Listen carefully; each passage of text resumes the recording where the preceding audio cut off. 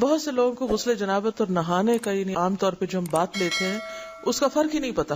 تو جو ڈیلی آپ شاور لیتے ہیں یا بات لیتے ہیں دیٹ از ڈفرنٹ. لیکن جب آپ پاک ہونے کے لیے نہاتے ہیں تو وہ مختلف ہے.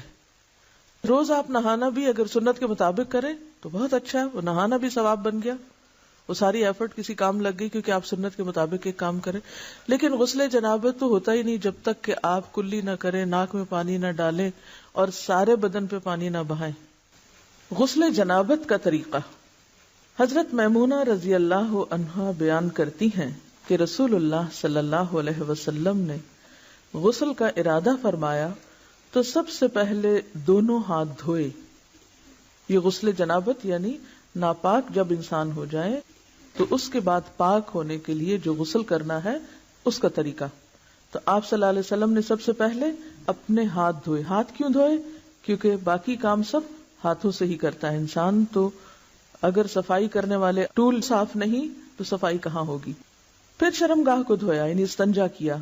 پھر بایاں ہاتھ جس سے شرمگاہ کو دھویا تھا یعنی استنجا کیا تھا زمین پر رگڑا, پھر اس کو دھویا. زمین پہ کیوں رگڑا؟ اس لیے کہ اس زمانے میں صابن اس طرح اویلیبل نہیں ہوتا تھا, تو مٹی پاک کرنے والی ہوتی ہے, مٹی کے اندر ایسی صلاحیت ہوتی ہے جو جرمز کو کل کر دیتی.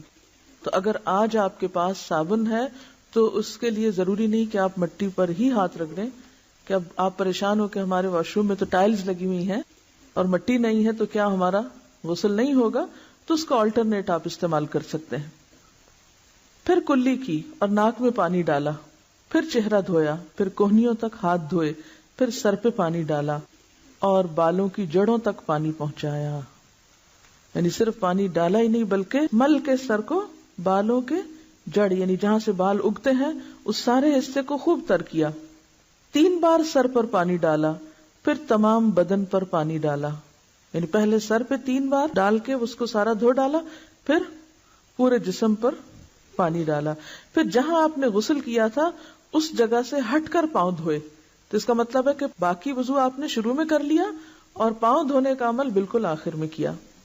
حضرت عائشہ رضی اللہ عنہا اور حضرت عبداللہ بن عمر رسول اللہ صلی اللہ علیہ وسلم کے غسل جنابت میں وضو کا ذکر کرتے ہوئے فرماتے ہیں کہ آپ نے سر کا مسح نہیں کیا بلکہ اس پر پانی ڈالا.